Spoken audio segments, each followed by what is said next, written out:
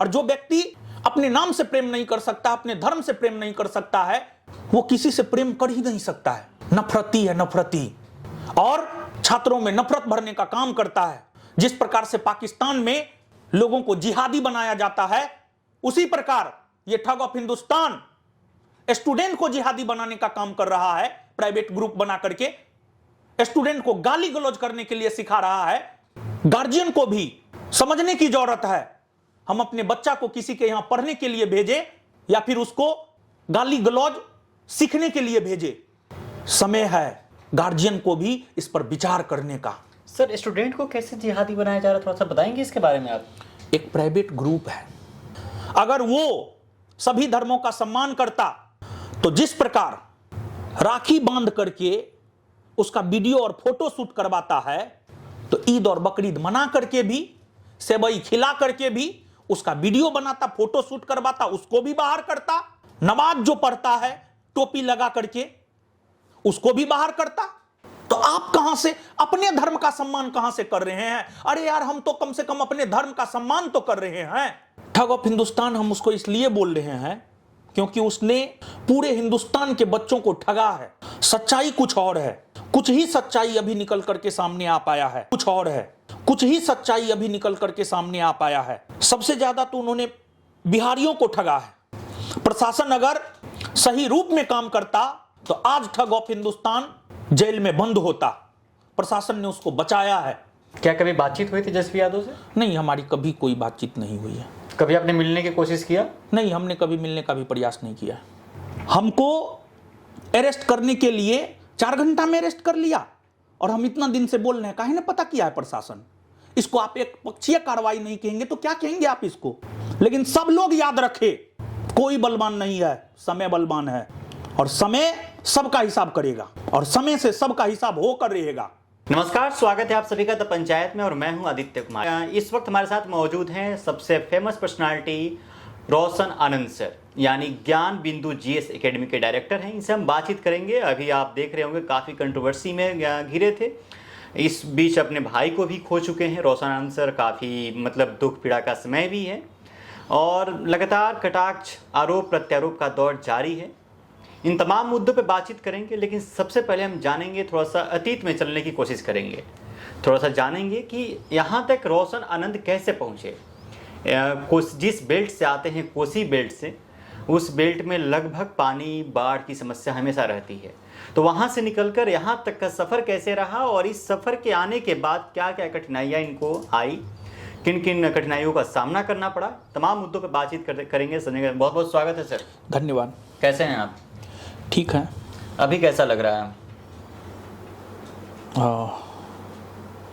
ठीक ही है। थोड़ा सा अतीत में चलते हैं सर। कोसी बेल्ट से आप आते हैं जी, और जिस एरिया से आप आते हैं उस एरिया में हमेशा बाढ़ की समस्या लगी रहती है। जी हाँ। तो वहाँ से निकलकर यहाँ तक का सफ़र कैसा रहा आपका? कितने कांटों भरा रहा? देखिए, संघर्ष भरा तो रहा है, और जब आप एक मध्यम वर्गीय फैमिली में जन्म लेते हैं, तो जन्म से ही आपके सामने कठिनाइयों का आना प्रारंभ हो जाता है। काफ़ी कठिनाइयों का सामना करना पड़ा है। अपने प्रारंभिक जीवन में जब हम तैयारी कर रहे थे, तो उस दौरान हमारे पिताजी ने बहुत सारा ज़मीन बेचा, और फिर जाकर के हम शिक्षा ग्रहण कर पाए। लेकिन हर बाप का सपना होता है, बिहार में स्पेशली, कि उसका बेटा सरकारी नौकरी करे, लेकिन इस बार को ऐसा मंजूर नहीं था, और फिर नहीं हो पाया। और जब नहीं हो पाया तो फिर एक समय होता है गार्जियन का भी, कि गार्जियन कितना साल देंगे पैसा। तो एक समय आया जब गार्जियन भी साथ छोड़ दिए, तब पढ़ाना और पढ़ना, मतलब अपना खर्च निकालने के लिए जो है पढ़ाना शुरू किए। अपना भी तैयारी करते थे और पढ़ाते भी थे, लेकिन उसी क्रम में बच्चों को पढ़ाई काफ़ी पसंद आया और बहुत सारे रिजल्ट होने लगे जो भी मेरे मार्गदर्शन में रहते थे। तो फिर इसी कैरियर को जो है हमने आगे बढ़ाया और इस कैरियर ने, टीचिंग कैरियर ने हमारे भाई को हमसे छीन लिया। अगर हमको पहले पता रहता तो हम किसानी करना स्वीकार करते, लेकिन इस टीचिंग कैरियर को हम स्वीकार नहीं करते। और इस कैरियर में भी हमारा सामना दुनिया के सबसे बड़े झूठे, सातिर, षड्यंत्रकारी इंसान से हुआ जिसने हमारे भाई को छीन लिया। लेकिन फिर भी अपने कार्य को जारी रखेंगे, क्योंकि मेरा भाई भी चाहता था कि ज्ञान बिंदु ऊंचाई की बुलंदी को छुए, और अगर ऐसा करने में हम सफल नहीं हो पाते हैं तो हमारे भाई का आत्मा रोएगा। रोशन सर, पहली बार खान बिंदु ज्ञान बिंदु जीएस एकेडमी और खान ग्लोबल स्टडी सेंटर में विवाद कब शुरू हुई और कैसे शुरू हुई? देखिए, ठग ऑफ हिंदुस्तान ने हमको 2019 से ही परेशान करना शुरू कर दिया माफी था। चाहेंगे सर, ठग ऑफ हिंदुस्तान किसको कह रहे हैं? जिसका आपने नाम लिया है। मैंने खान जीएस एकेडमी की बात किया, जी ग्लोबल हाँ, स्टडीज का। हम उसी के बारे में बोल रहे हैं। उसने ठग ऑफ हिंदुस्तान, हम उसको इसलिए बोल रहे हैं क्योंकि उसने पूरे हिंदुस्तान के बच्चों को ठगा है। सच्चाई कुछ और है, कुछ ही सच्चाई अभी निकल करके सामने आ पाया है। सबसे ज्यादा तो उन्होंने बिहारियों को ठगा है। बम कांड की ही बात कीजिए, जिस प्लेटफॉर्म पर जाकर के उन्होंने बम कांड की कहानियां सुनाई, पूरे भारत के लोगों ने उस बम कांड को सुना है और उस बम कांड के जरिए पूरे हिंदुस्तान के लोगों को ठगने का काम उन्होंने किया है। इसी वजह से उसे ठग ऑफ हिंदुस्तान कहा जाना ज्यादा बेहतर है।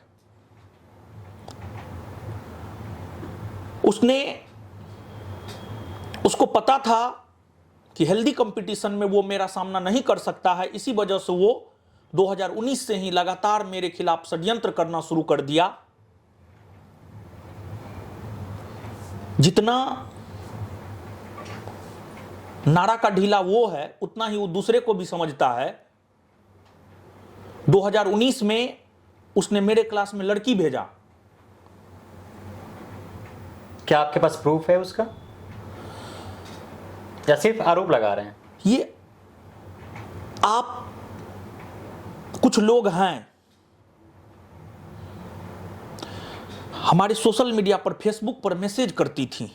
हम फेसबुक चलाना छोड़ दिए, और जो आज नेक्सेस किसान कोल्ड स्टोर का मालिक और ठग ऑफ हिंदुस्तान का है, वही रूम मालिक कहा था कि ऐसा ऐसा तो आपके साथ हुआ है, और उसके गवाह और भी कई सारे लोग हैं।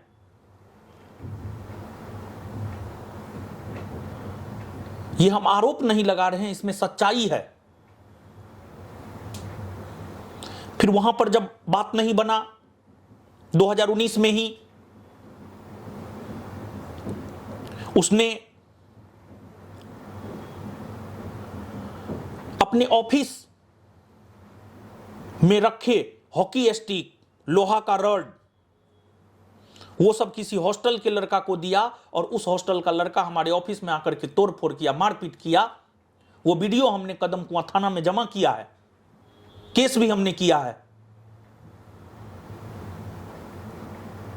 तो उसके बाद हमारे कोचिंग में तोड़फोड़ करवाया। हमारा बैनर पोस्टर ये पहली बार नहीं हटवाया था, बल्कि जब भी छात्रों की सफलता के बाद हम उसका जश्न मनाते थे, बैनर पोस्टर लगाते थे, हर बार उसने मेरे बैनर पोस्टर को फरमाया है, हर बार। और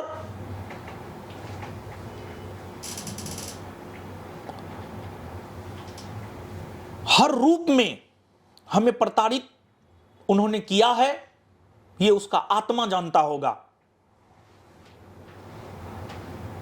लेकिन हम हमेशा ये सोचते रहे कि कीचड़ में अगर पत्थर फेंकेंगे तो उसका छींटा हम पे भी पड़ सकता है। हमने हमेशा बचने का प्रयास किया उसके षड्यंत्रों से, लेकिन अंततः उसने षड्यंत्र के तहत झूठा गोलीकांड के जरिए हमको अपने जाल में फंसा लिया, मेरे भाई की हत्या करवा दी, और अब वो मेरा भी रेकी करवाता है। तो रोशन सर, सबसे पहले आपके साथ मतलब जो विवाद शुरू हुआ था हॉकी स्टिक के द्वारा ही शुरू हुआ था आपके 2019 में ही। 2019 से ही विवाद 2026 तक चलते हुए यहाँ तक पहुंच गया, और ये हुआ कि आप उस बीच अपना भाई को खो दिए। तो सर मतलब क्या लग रहा है आपको, मान लीजिए कल के समय में अगर आपको कोर्ट में गवाही देना पड़े, सबूत देना पड़े, तो क्या आप सब कुछ साक्ष्य दे पाएंगे? जी हाँ, क्यों नहीं, एकदम दे पाएंगे, सब चीज देंगे।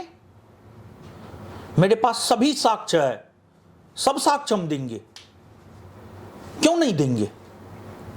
हम उसके जैसा थोड़े हैं कि 70वीं बीपीएससी आंदोलन में कहे कि मेरे पास सबूत है, और जब मामला न्यायालय में गया तो मुकर गया, सबूत नहीं दिया। हम उसके जैसा नहीं है। उसको यूं ही हम ठग ऑफ हिंदुस्तान नहीं कहते हैं, उसने हर किसी को ठगा है। अगर सर मान लीजिए सबूत इतने ही स्ट्रॉन्ग है तो फिर गिरफ्तारी क्यों नहीं हो रही है? आखिर प्रशासन क्यों चुप है? प्रशासन उसको बचाया है। उसके ऊपर जो एफआईआर हुआ है ना, किसी अच्छे वकील से जाकर के उस एफआईआर को आप डिकॉर्ड करवाइएगा, और जब आप डिकॉर्ड करवाइएगा ना तो आपको पता चलेगा, आप स्वयं भी उस एफआईआर को पढ़िएगा, पढ़े लिखे लोग हैं, आप उस एफआईआर को पढ़िएगा तो एफआईआर स्पष्ट कर देता है कि प्रशासन ने उसको बचाया है। सिर्फ एक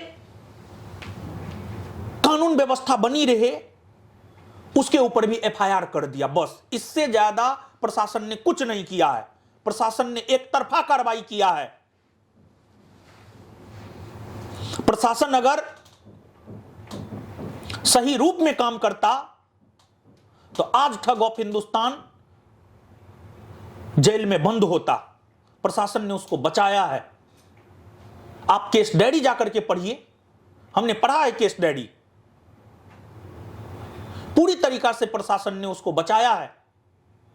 और कौन नहीं जानता है जी, P बराबर P, पुलिस बराबर पैसा, कौन नहीं जानता है। सर पैसा तो आपके पास भी है। हमारे पास ईमानदारी का पैसा है। हमने सरकार को प्रॉपर वे में टैक्स दिया है। हम कोई इलीगल फाउंडेशन नहीं चलाते हैं। हमको मिडिल ईस्ट से पैसा नहीं आता है। हम जितना कमाते हैं उसका लगभग 35 से 36% सरकार को देते हैं। फिर मैनेजमेंट में खर्चा होता है, फिर विद्यार्थियों के पीछे खर्च करते हैं। हम हमेशा बच्चों को पुस्तक देते हैं,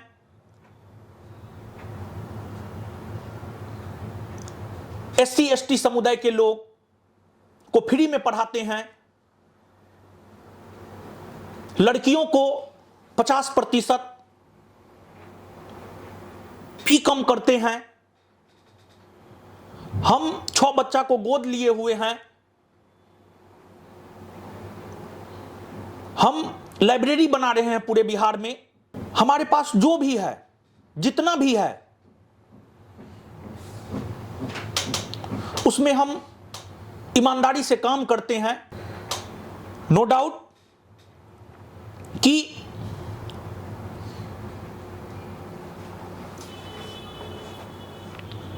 हमारे पास भी इतना पैसा जरूर है कि हम प्रशासन को दे सकते हैं, लेकिन जब राजनीतिक आका और पैसा दोनों हो जाता है तो फिर पल्ला उसका भारी हो रहा है। हमारा कोई राजनीतिक आका नहीं है, हम किसी पार्टी फंड में नहीं देते हैं पैसा, हमको उतना है ही ना है। तो सर आप ये कहना चाहते हैं कि खान जीएस के पास इलीगल पैसा है, आपके पास लीगल पैसा। अगर खान जीएस के पास इलीगल पैसा है तो आपने ईओयू में शिकायत दर्ज क्यों नहीं कराया अब तक? सरकार को जांच करना चाहिए, सरकार क्या कर रहा है। लेकिन आरोप तो आप लगा रहे हैं ना सर। सबको पता है, किसको नहीं पता है, और होगा, जांच तो होगा। हम तो सरकार को कहते हैं मेरे भी संपत्ति का जांच हो और उसके भी संपत्ति का जांच हो, पता चल जाएगा किसके पास इलीगल पैसा है, किसके पास लीगल पैसा है। आप कह रहे हैं कि राजनीतिक संरक्षण उस व्यक्ति को प्राप्त है। जी हां, तो कौन नहीं जानता, पूरा बिहार जानता है। बिल्कुल, सब कोई जानता है। लेकिन आप भी कुछ दिन पहले संजय झा से मिले हुए थे जाकर, जिस दिन एफआईआर दर्ज कराने के लिए आप गए हुए थे। तो क्या आप राजनीतिक, आपके ऊपर संरक्षण नहीं है? नहीं, हमको किसी का राजनीतिक संरक्षण नहीं है, मेरे साथ कोई नहीं है, कोई नहीं है मेरे साथ। सच यही है, ना सत्ता पक्ष है ना विपक्ष है, और हम अपने भाई के लाश पर किसी को राजनीति करने भी नहीं देना चाहते हैं। हम अपने भाई को न्याय दिलाने के लिए लड़ेंगे, और हमको जिससे लगेगा कि सहायता मिल सकता है हम उसके दरवाजे पर जरूर जाएंगे। 2 जून के पहले क्या हुआ था सर? जिस तरीके से कोचिंग में सेलिब्रेशन को लेकर काफी विवाद हुआ था, तो विवाद कहाँ से शुरू हुआ था? सुनने में आया कि फर्जी रिजल्ट को लेकर विवाद शुरू हुआ। ये आपका दावा था कि हम 10,000 रिजल्ट दे दिए हैं, उस व्यक्ति का दावा था कि हम 12-13,000 रिजल्ट दे दिए हैं, जबकि असली रिजल्ट तो 18,000 कुछ हुआ था, 19,838 हुआ था। तो सर जिस तरीके से ये हुआ, विवाद हुआ, किस तारीख से विवाद शुरू हुआ था और 2 जून की रात एग्जैक्टली क्या हुआ था? विवाद की शुरुआत 31 मई 2026 को हुई है। 31 मई को हमने सम्मान समारोह रखा था, उसमें हमने दोपहर में 12 बजे से लेकर के रात में 12 बजे तक बच्चों को सम्मानित किया, लेकिन फिर भी नहीं हो पाया। तो अगला तिथि हमने अनाउंसमेंट किया था, और हमारे पास हमने जो दावा किया है 10,000 का, हमारे पास उसका पूरा आंकड़ा है। क्या उसका कॉपी है आपके पास? जी हां, मेरे पास सारा कॉपी है, उसके रिजल्ट का कॉपी है, उसके बैच में एडमिशन से लेकर के मेरिट लिस्ट तक का मेरे पास कॉपी है, फिजिकल की तैयारी से लेकर एवरीथिंग है मेरे पास है। हम चाहेंगे कि हमको दिया जाए, और हम 10,000 का दावा किए हैं, हम 10,000 रिजल्ट दिखाएंगे। ठग ऑफ हिंदुस्तान ने 12,000 का दावा किया है, वो 1200 दिखा दे, हम पढ़ाना छोड़ देंगे। लेकिन असल लड़ाई तो यही है ना सर, 18,000 कुछ 938 वैकेंसी था, 10,000 आप दे दिए, 12,000 वो दे दिए, तो इतना वैकेंसी कैसे बढ़ गया फिर? और आप 10,000 का रिजल्ट लेकर बैठ गए हैं। अब उनसे जाकर के पूछिए, हम तो बोल रहे हैं 1200 का वो आंकड़ा दे दे, हम मान जाएंगे, पढ़ाना हम छोड़ देंगे। 1200 का वो आंकड़ा दे दे, हम 10,000 का आंकड़ा देने के लिए तैयार हैं, खुले मैदान में हम देने के लिए तैयार हैं। और उसने किस प्रकार से मैनेज किया है, जिस प्रकार उन्होंने अपने इमेज को पीआर टीम और आईटी सेल के जरिए मैनेज किया है, उसी प्रकार रिजल्ट को भी उसने मैनेज किया है। बिहार के कोई ऐसे फिजिकल ट्रेनर नहीं होंगे जिसके पास उनके टीम के लोग नहीं गए होंगे। और एक बात आप हमको बताइए कि आप आज से पहले, मतलब आप आज से पहले किसी फिजिकल ट्रेनर से नहीं मिल रहे थे, लेकिन रिजल्ट के ठीक पहले आप बिहार के सभी फिजिकल ट्रेनर को बुला करके मिल रहे थे। उससे क्या डील हो रहा था भाई? किस ट्रेनर को आपने कितना पैसा दिया है भाई, बताइए आप।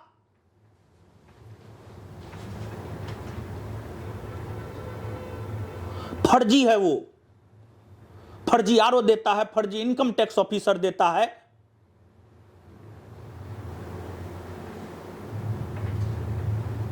हम जो दावा कर रहे हैं मेरे पास उसका प्रमाण है, और वो जो दावा कर रहा है 12,000 का 1200 का रिजल्ट दिखा दे, मान जाएंगे हम।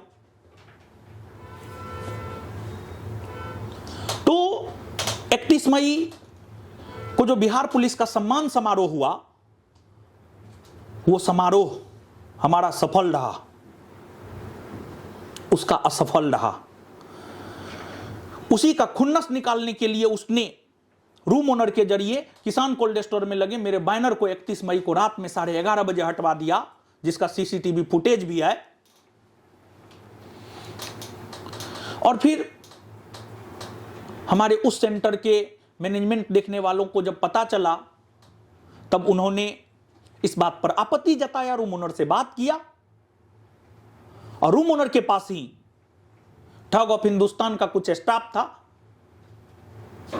वहीं पर तू में हुआ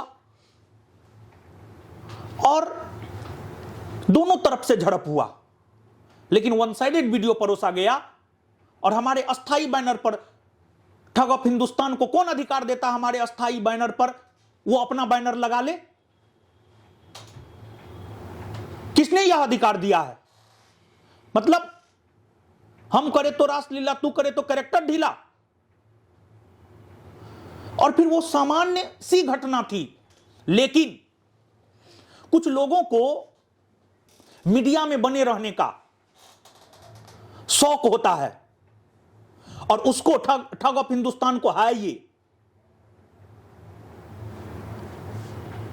उसको लगा कि मेरा बम कांड, झूठा बम कांड भी घिसा पीटा मुद्दा हो गया, अब नया गोली कांड करते हैं और पूरे देश को ठगेंगे फिर से गोली कांड के नाम पर कि हमारे कोचिंग पर गोली चल गया, गोली चल गया। गोली उसने स्वयं चलवाया, उसको पता था, और जो गोली चलने का वीडियो बना था उसको उसने डिलीट करवा दिया,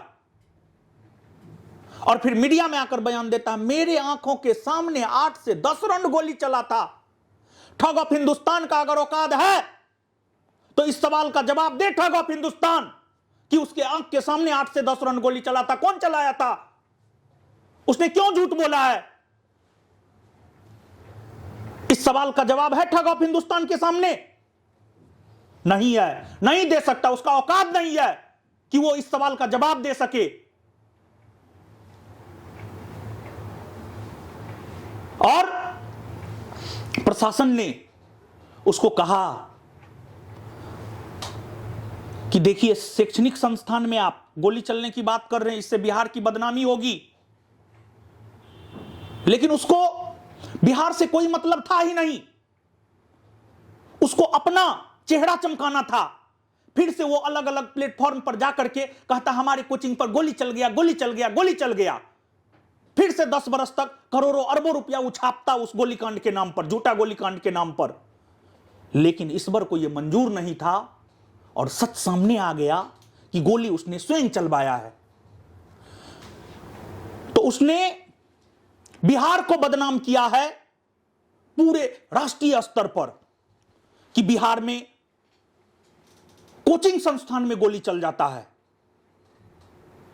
इससे बड़ी बदनामी बिहार की और क्या हो सकती है? बताइए आप हमको। झूठा बम कांड, झूठा गोली कांड, कुछ भी जो मन में आया बक दिए।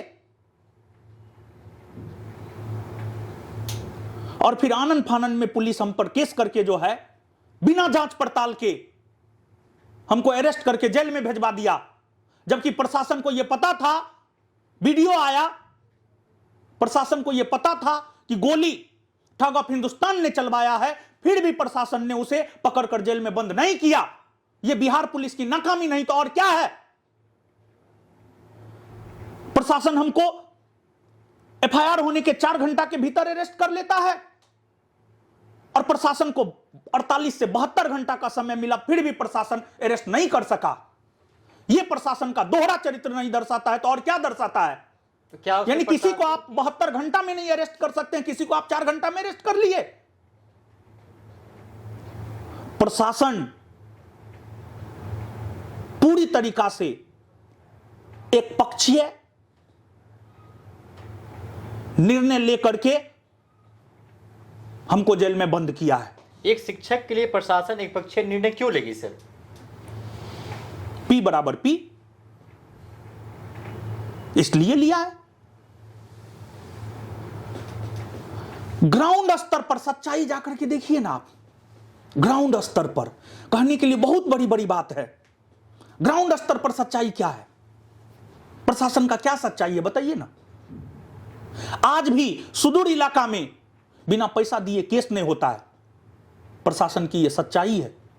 क्या यह सच्चाई नहीं है? क्या आपको नहीं मालूम है? सुदूर इलाका में जाकर के आप रिपोर्टिंग कीजिए, पता चल जाएगा आपको।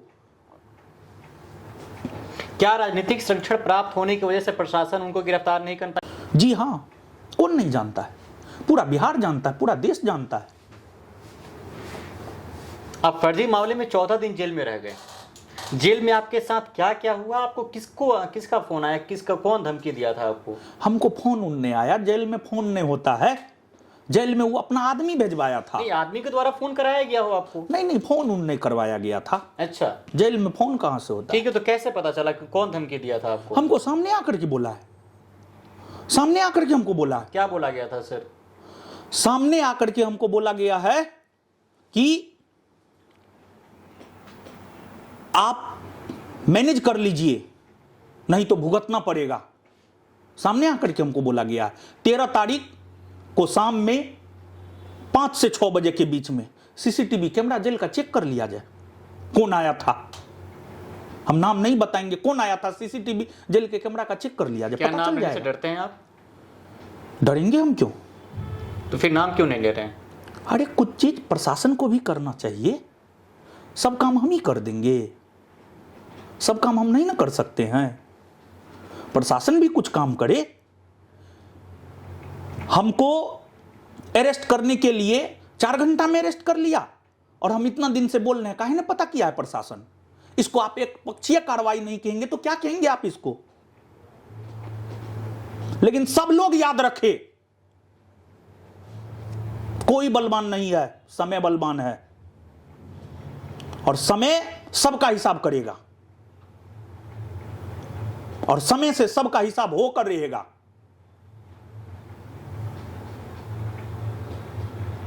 सर, जब आपके भाई की मौत की खबर पता चली आपको, तो कैसे पता चला आपको? टीवी से पता चला, टीवी से। 14 तारीख के सुबह में जेल में जब रात में जेल में जब 14 तारीख के सुबह में जेल में जब टीवी खुला था तो हमने देखा। प्रथम नजरिया तो हमें विश्वास ही नहीं हुआ कि ऐसा कैसे हो सकता है, ऐसा नहीं हो सकता है। हमको तो अभी भी विश्वास नहीं हो रहा है कि हमारा भाई नहीं है। हमको तो लगता है कहीं गया हुआ है घूमने टहलने। हम तो अभी तक अपने आप को इस सवाल का जवाब नहीं दे पाए हैं और बहुत सारे ऐसे सवाल हैं जिसका जवाब हमको नहीं मिल रहा है। क्या आपके भाई को इंसाफ मिला? कहाँ इंसाफ मिला है? जब सब कोई एक पक्ष में हो जाएगा तो कहाँ से इंसाफ मिलेगा?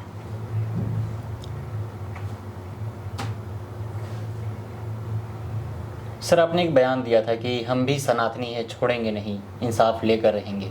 ये बयान काफ़ी वायरल हुआ। लोग फिर पूछना शुरू कर दिए कि शिक्षक कब से सनातनी धर्म में बंटने लगा। ठीक है, हम एक शिक्षक होने से पहले एक मानव है, एक इंसान है। और क्या जाति और धर्म व्यवस्था हमारे समाज की आत्मा नहीं है। हमारे समाज की आत्मा है जाति और धर्म व्यवस्था। हम सनातनी हैं, इसमें किसी को क्या आपत्ति है? आप लड़का हैं और लड़का होने के साथ साथ आप रिपोर्टर भी हैं, तो आप कह रहे हैं कि हम लड़का हैं। तो हम एक शिक्षक हैं और शिक्षक होने के साथ साथ जो है हम सनातनी हिंदू हैं, तो हम कह रहे हैं कि हाँ हम सनातनी हिंदू हैं। इसमें क्या आपत्ति? कोई आपत्ति नहीं होना चाहिए किसी को भी। लेकिन सर फिर दो धाराएं में बिहार के लोग बट गए ना। बिहार है क्या, पूरा देश के लोग दो धाराएं में बट गए कि मुसलमान एक पक्ष ले रहे हैं और हिंदू जो है एक पक्ष ले रहे हैं, एक टीचर के लिए खड़े हैं। मुस्लिम समाज के लोग एक टीचर के लिए खड़े हैं। अरे एक बात बताइए, वो किसी का नहीं है। ठग ऑफ हिंदुस्तान ना हिंदू का है ना मुसलमान का है। रक्षा अगर बंधन में वो पूरा हाथ भर जाता है राखी बंधवाने से। अरे वो तो बिजनेस है, बिजनेस है, बिजनेस। हिंदू सेंटिमेंट के साथ वो खेलता है। अगर वो सभी धर्मों का सम्मान करता तो जिस प्रकार राखी बांध करके उसका वीडियो और फोटो शूट करवाता है, तो ईद और बकरीद मना करके भी, सेवई खिला करके भी उसका वीडियो बनाता, फोटो शूट करवाता, उसको भी बाहर करता। नमाज जो पढ़ता है टोपी लगा करके उसको भी बाहर करता। तो आप कहां से अपने धर्म का सम्मान कहां से कर रहे हैं? अरे यार हम तो कम से कम अपने धर्म का सम्मान तो कर रहे हैं। आपको तो अपने नाम से नफरत है, आपको अपने धर्म से नफरत है, आप जिस राज्य में पैदा हुए हैं आपको उससे नफरत है। कल के डेट में आपको देश से भी नफरत हो जाएगा।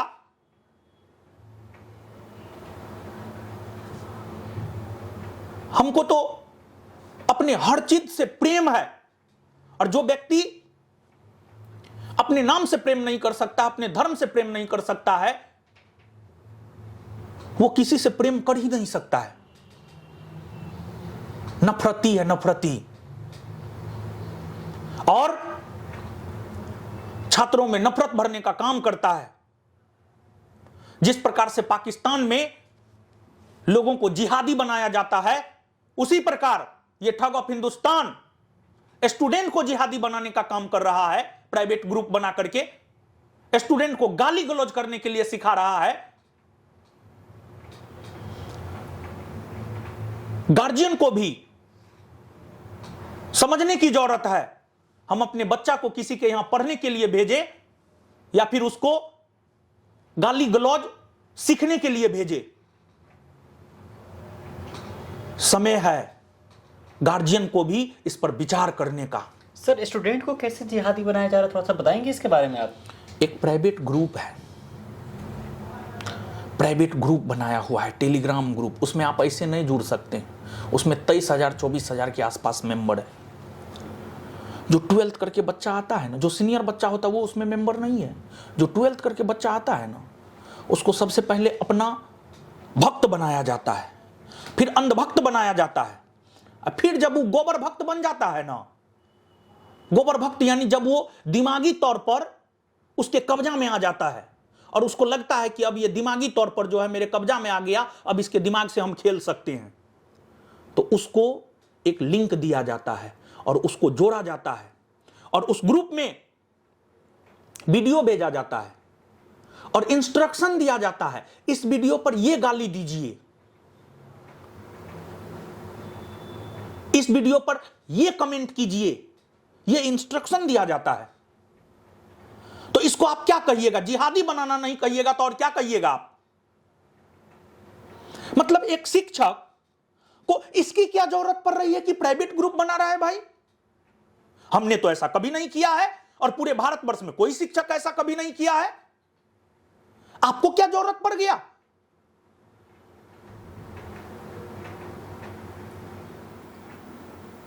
सर कल के डेट में आपसे पूछा जा सकता है इसके बारे में, तो क्या आप जवाब देंगे प्रशासन? अरे उसका जो है जांच करे ना, सरकार जांच करे। सरकार हमारा भी सब चीज जांच करे, उसका भी जांच करे, संपत्ति से लेकर के एवरीथिंग, रिजल्ट से लेकर के एवरीथिंग, क्वालिफिकेशन से लेकर सब कुछ बाहर आ जाएगा। सरकार जांच करे, हम मांग करते हैं सीबीआई जांच हो, संपत्ति को लेकर के ईडी, इनकम टैक्स, फिर एजुकेशन में 18% जीएसटी भी लगता है, वो सब चीज का जांच हो, मेरा भी जांच हो, उसका भी जांच हो, दूध का दूध पानी का पानी हो जाएगा कि कहां से क्या खेल हो रहा है। क्या रोशन आनंद विवाद से पहले भी सनातनी थे या विवाद होने के बाद सनातनी बने? हम जन्म से सनातनी है और आजीवन रहेंगे, लेकिन सभी धर्मों का हम सम्मान करते हैं, लेकिन अपने आप पर हमें प्राउड होना चाहिए। ऐसा हम नहीं, ऐसा विवेकानंद जी कहते हैं।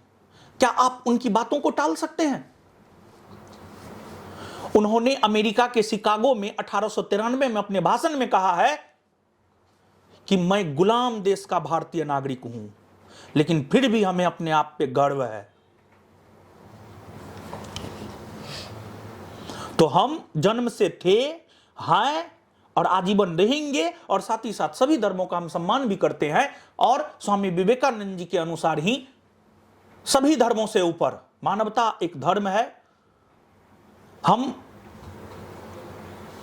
मानवता की विचारधारा को मानने वाले लोग हैं, और हम आपको बताते चले कि हम 6 बच्चा को गोद लिए हुए हैं, उसमें 2 मुसलमान भी है, 2 मुसलमान बच्चा है उसमें। आपका ड्राइवर भी मुसलमान है? मेरा ड्राइवर भी मुसलमान है। उसके बाद जो है, ड्राइवर के अलावा अगर हम लोग देखें तो टाइपिंग टीम में मुसलमान है, फिर जो है आपको वीडियो एडिटिंग करता है वो मुसलमान है, फिर जो है मेरा खाना बनाने वाला, कपड़ा धोने वाला, सब मुसलमान है। अगर हमको उस धर्म से सच में नफरत होता तो क्या हम इतने मुसलमान को रखते अपने अगल बगल में? हमारे कोचिंग में बहुत सारे स्टाफ मुसलमान है जो पिछले 3 बरस से 4 बरस से काम कर रहे हैं। तो सर, जब ऐसा विवाद हुआ तो ये आपके टीम के लोग आपको कुछ नहीं बोले कि आपने हमारे धर्म के बारे में ऐसा क्यों बोल रहे हैं आप? उसको पता है, उसको पता है ये बात कि हम क्या है, उसको पता है, उसको पता है कि ये इंसान सबसे ऊपर मानवता को मानता है। किसी ने हमको कुछ नहीं कहा है, क्योंकि वो मेरी वास्तविकता को जानता है। सर, एक और सवाल लेते हैं। आपने कहा था कि दिन में भाई रात में सैया, ऐसा बयान देने की नौबत क्यों आ गई सर? देखिए कि ये उस धर्म में चलता है, हमारे धर्मों में नहीं चलता है, हमारे समुदाय में नहीं चलता है। देखिए, क्या ये सच्चाई नहीं है कि इस्लाम धर्म में भाई बहन में शादी होता है? होता है या नहीं होता, ये बताइए आप हमको, बताइए। उनकी पर्सनल चॉइस है सर, किसी का भी पर्सनल चॉइस है शादी विवाह। होता है, होता है, लेकिन नो एक डाउट माँ के बच्चों से नहीं होता ना। एक माँ के जो 2 बच्चे हो, एक बेटा एक बेटी हुआ, तो उसे तो नहीं होगा ना, रिलेशन में होता है। देखिए, मेरे आंख के सामने की ये घटना है। एक कैंपस है, उसमें 5 भाई हैं। ये कैंपस मुसल्लबपुर हाट में ही है। 5 भाई हैं। एक तरफ 2 भाई रहते हैं, एक तरफ 3 भाई रहते हैं। हम उस कैंपस में रहे भी हैं, कई वर्षों तक रहे हैं। 2 भाई का बेटा बेटी है। एक भाई मान लिया जाए एक्स है, एक भाई वाई है, एक भाई जेड है, एक भाई ए है, एक भाई बी है। तो हमने वहां पर अपनी आंखों से देखा है, 5 भाई में ही 2 भाई आपस में विवाह किया। मतलब एक का बेटी और दूसरे का बेटा।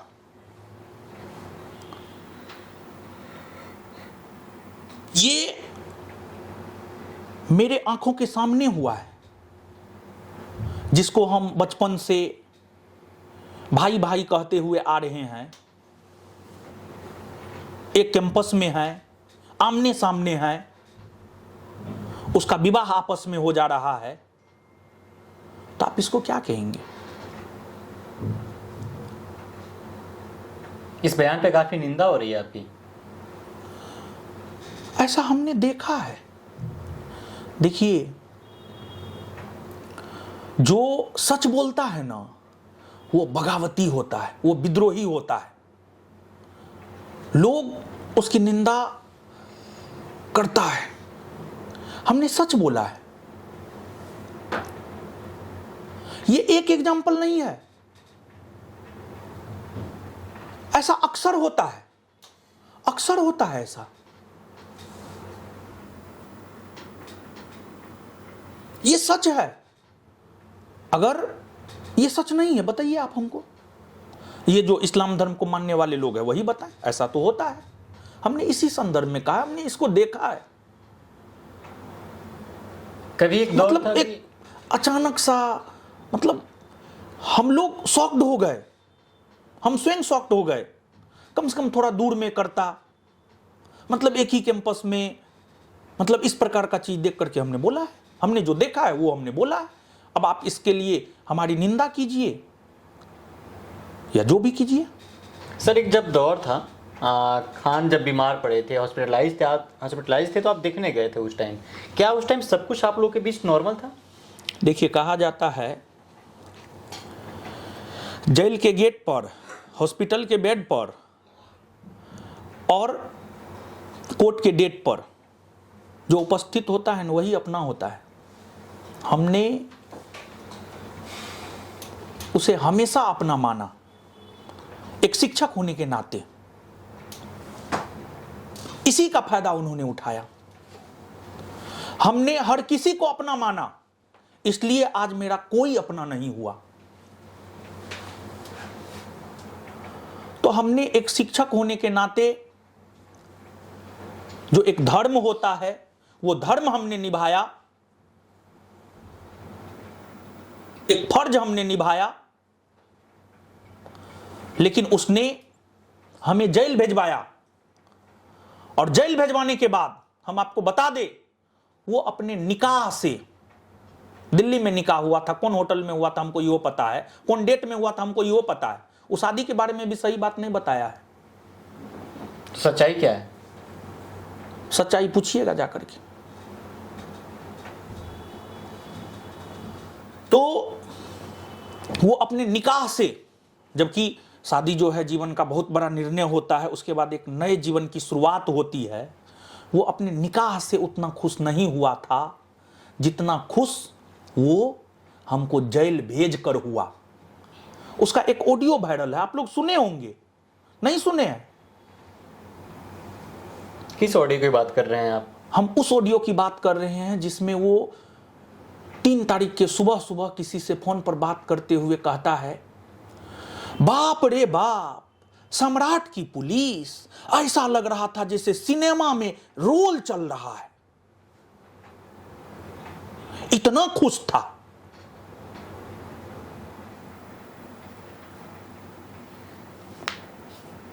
हमने तो अपना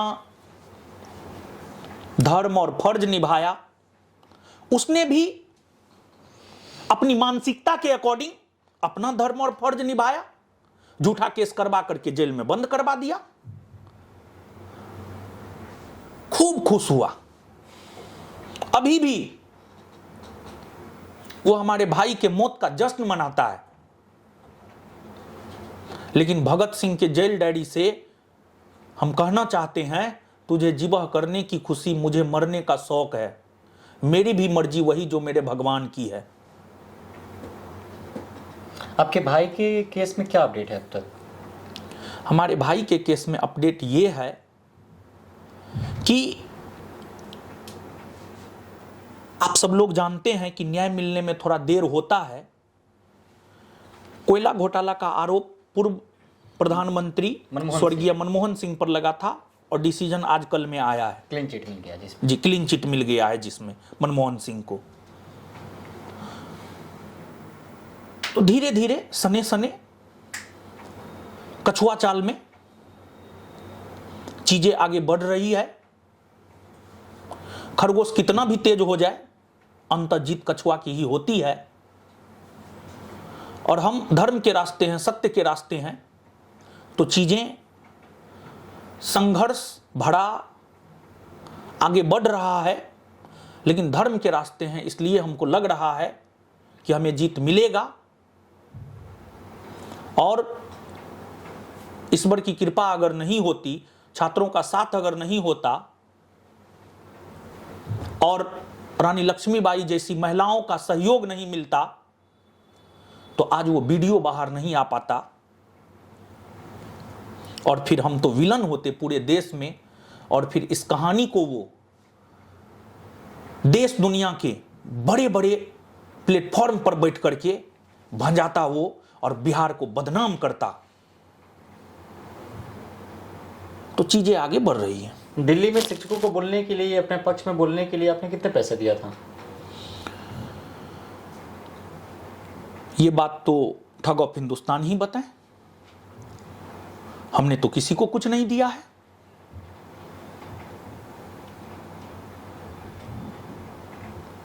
अगर वो बोल रहे हैं, वो प्रमाण दे दे। वो अगर प्रमाण दे देता है तो हम समझौता कर लेंगे उससे। प्रमाण दे देता है तो पढ़ाना छोड़ देंगे हम। वो जो कहेगा हम वो करेंगे। उसने जो हमारे ऊपर आरोप लगाया है, अगर वो प्रमाण दे देता है, वो जो कहेगा हम सब कुछ कर देंगे। लेकिन वो भी बताए, अमित किल्होर को कितना पैसा दिया वीडियो बनाने के लिए, पूरब झा को, ध्रुव राठी को कितना पैसा दिया वीडियो बनाने के लिए, और जो पॉडकास्ट में गए हैं उसमें कितना पैसा दिया है, वो भी बताए। दुख की घड़ी में बिहार में से किस नेताओं का फोन आया था आपके पास में? कौन आपके साथ उस वक्त था? देखिए,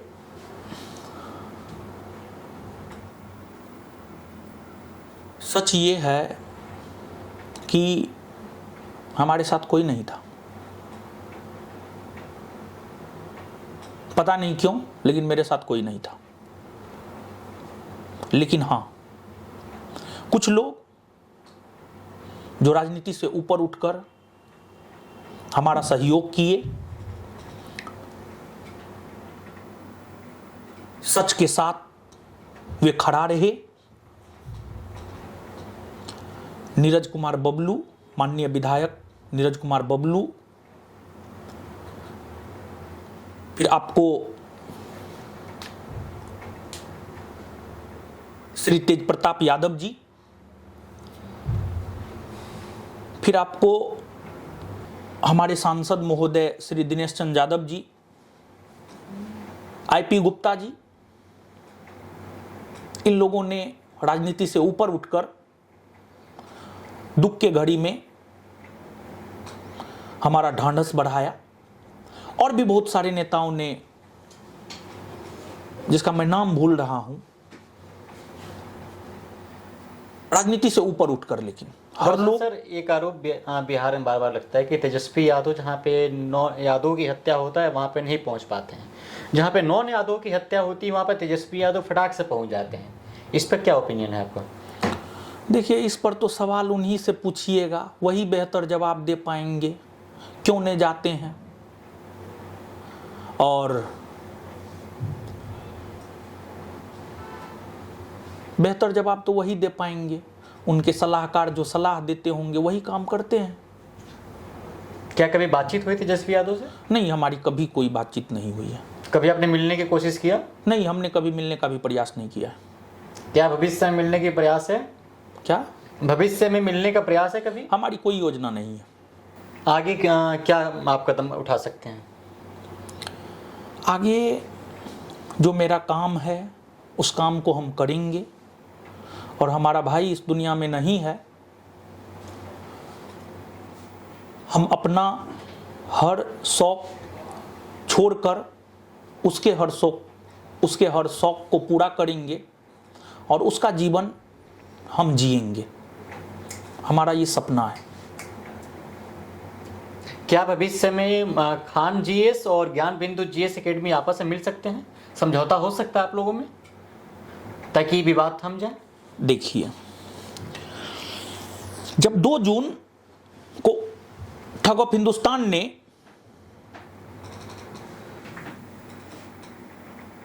गोलीकांड को लेकर मीडिया में बाइट दिया और जब प्रशासन के लोग आए तो प्रशासन के लोगों ने उन्हें समझाया इससे बिहार की बदनामी होगी, आप लोग मैनेज कर लीजिए, समझौता कर लीजिए आपस में।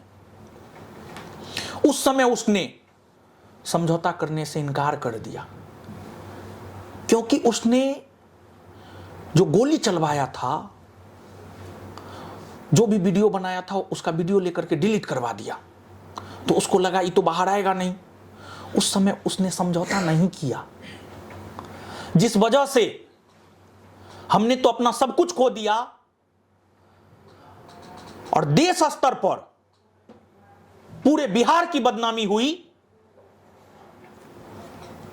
तो क्या हम इसलिए समझौता कर ले कि उसने पूरे बिहार को बदनाम किया है? क्या हम इसलिए समझौता कर ले कि उसने हमारे भाई को मरवाया है?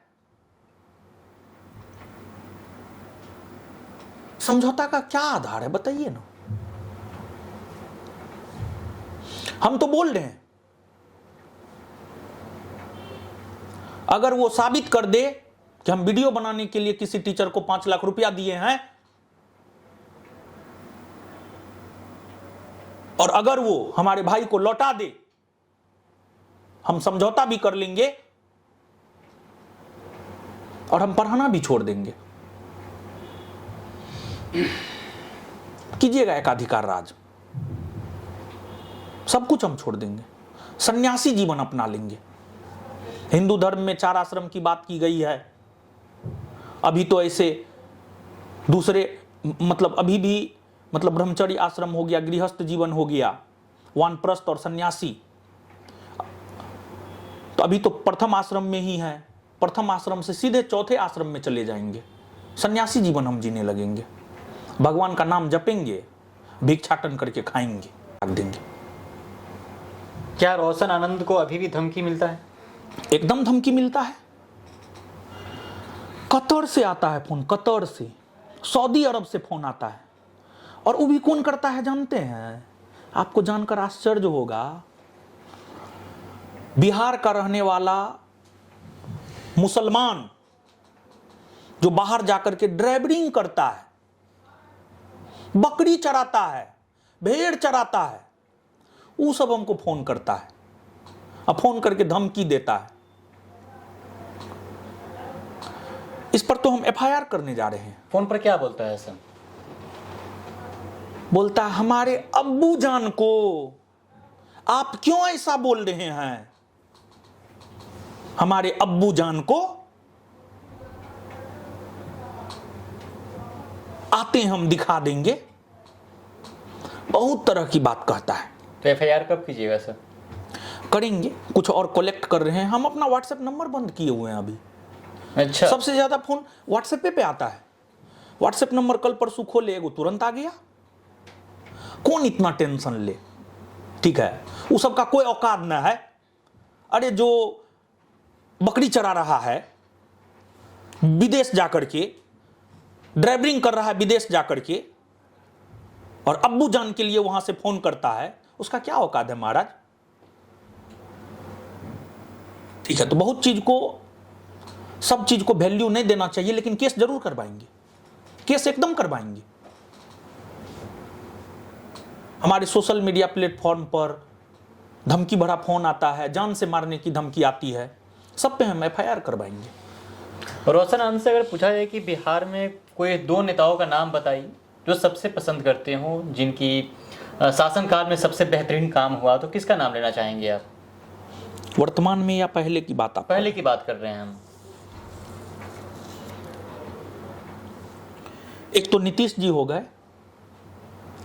और एक लालू जी हो गए। लालू जी 1990 के दशक में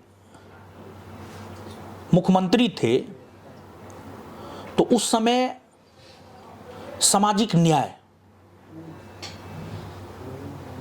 लोगों को उन्होंने दिलाने का काम किया।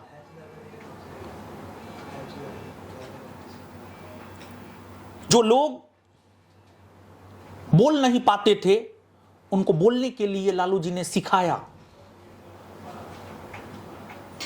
और फिर नीतीश जी जब मुख्यमंत्री बने, उन्होंने अपना ध्यान महिलाओं की ओर, लड़कियों की ओर दिया, क्योंकि हमारी आधी आबादी है। बिहार का सर्वांगीण विकास तभी संभव है जब महिलाएं भी आगे बढ़ेंगी। उन्होंने 2006 में बिहार पंचायती राज अधिनियम ला करके महिलाओं को 50% तक पंचायती राज संस्थाओं में आरक्षण दिया, और बिहार भारत का पहला राज्य बना जिसने पंचायती राज संस्थान में महिलाओं को 50% तक आरक्षण दिया। फिर लड़कियों को साइकिल दिया, पोशाक दिया, प्रोत्साहन राशि दिया।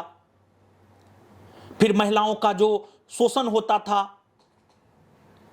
उस शोषण को रोकने के लिए जो महिला हिंसा होती थी, शराब बंद उन्होंने किया। बिहार के आधारभूत ढांचा का जो उन्होंने विकास किया है, बिहार में रोड हो, बिजली हो,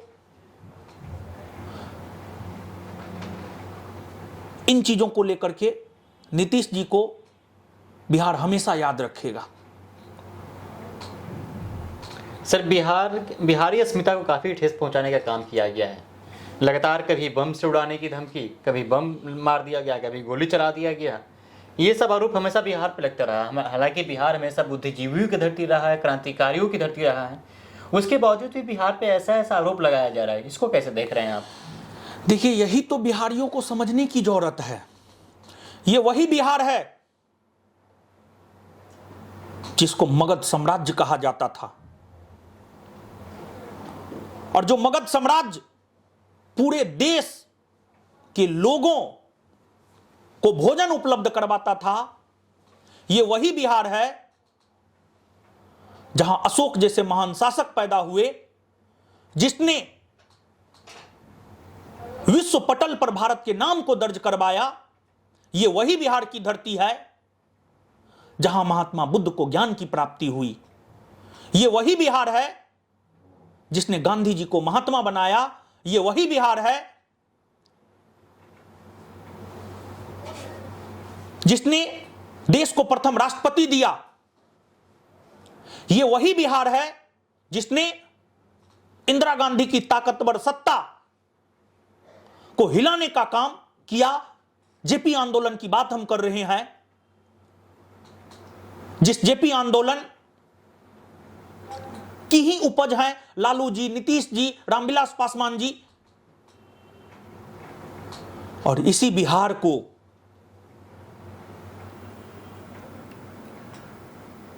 झूठा बम कांड के नाम पर, झूठा गोली कांड के नाम पर पूरे देश स्तर पर बदनाम किया जाता है।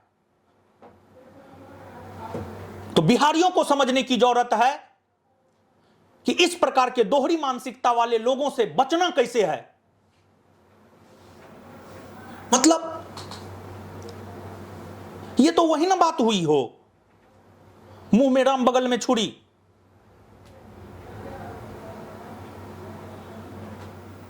मतलब दिखाते कुछ और है, करते कुछ और है।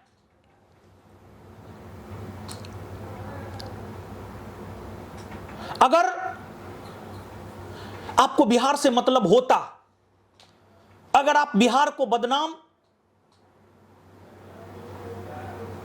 अगर आपके मन में बिहार को बदनाम करने की बातें नहीं होती, तो आप झूठा बम कांड, झूठा गोली कांड की कहानी नहीं कहते।